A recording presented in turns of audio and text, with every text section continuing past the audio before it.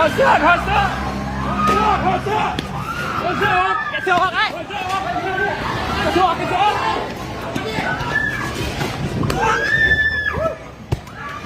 ตายเลย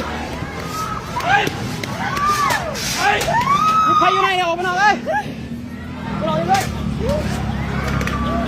เฮ้ยอะไรอ่ะอะไรเนี่ยเฮ้ยอะไร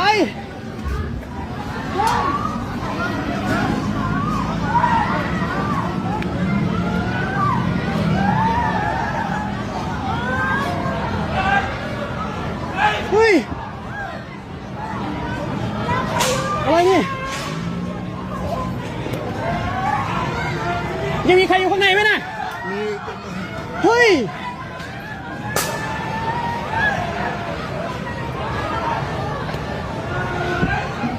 อะไร